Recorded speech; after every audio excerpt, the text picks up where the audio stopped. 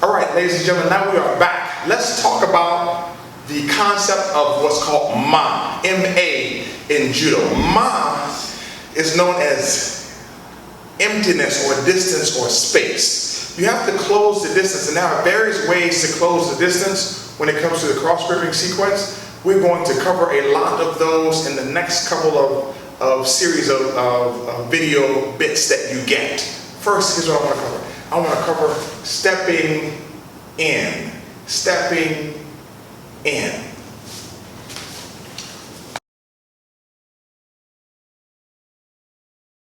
When I cross grip, my hands are up. I want to step in. Now, look.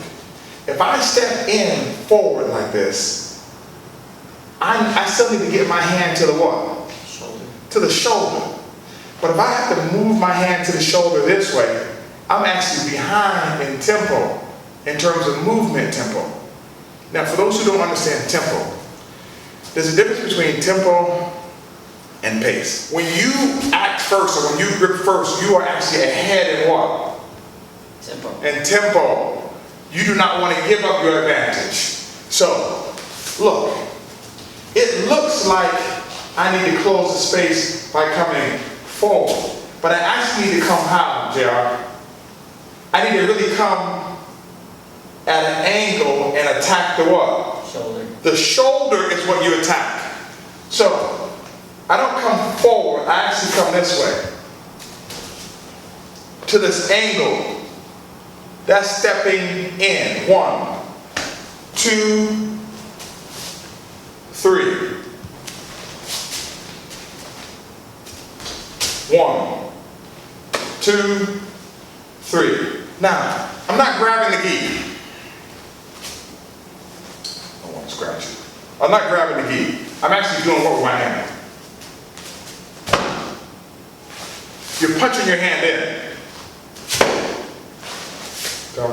So you actually punch your hand in.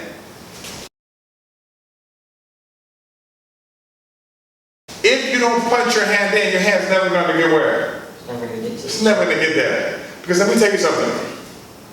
Against a good grip fighter, these things, they are like lobster claws on steroids, okay? When you go to put your hand in here, yes. And some of the grip fighting drills that we do, okay, are wrist catches like that. Catch my wrist.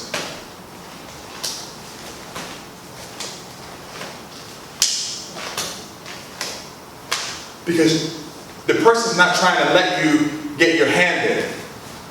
And when you're fighting a good grip fighter, they can catch your hand out the sky. So you want to make sure that you're punching your hand in when you step in, and you're coming to an angle, not straight, but to an angle, and punch it in, securing the sleeve, back to the lapel.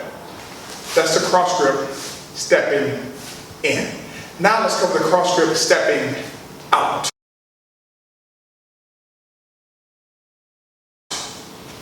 This is my favorite to teach. I love teaching this to my son Rufus. He does an excellent job at it.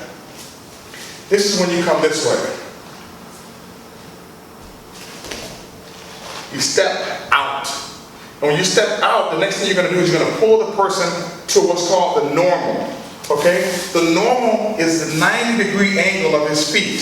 So if his feet are this way, the normal is actually this way. So when I step out, I want to pull him off balance to the normal while I work my way to the sleeve. So I cut the angle. Boom. Pull him to the normal while I'm on the sleeve.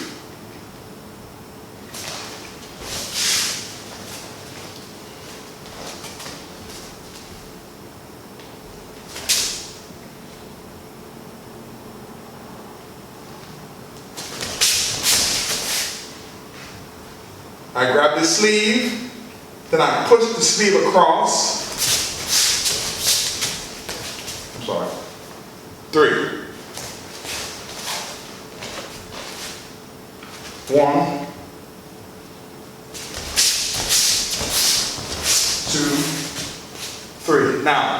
Here's some twos and fews with this.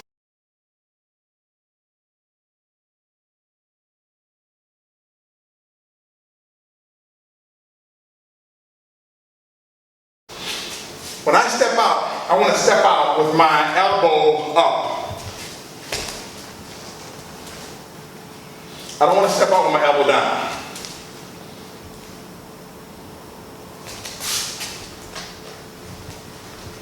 Elbow up. Elbow up. This makes the space greater for this person to reach across my back. If I just step out like this,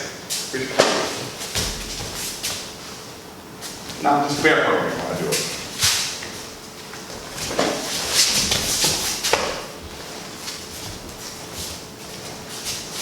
Now those of us in jiu-jitsu understand framing.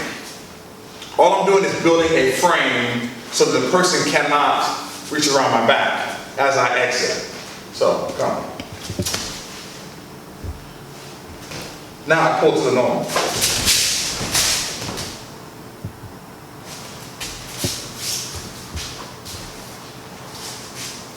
The other thing about this particular movement when you step out is that the elbow has to be active.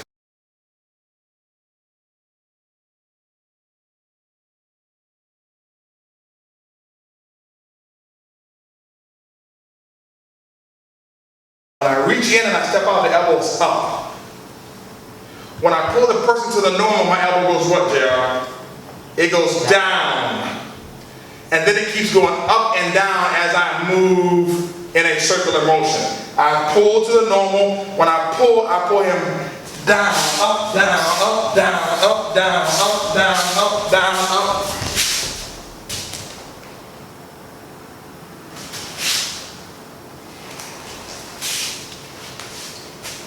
So stepping in.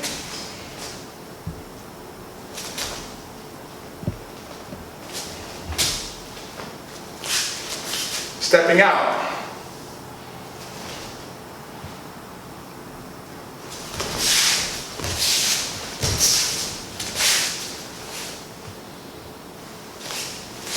Closing the distance by stepping in. Closing the distance by stepping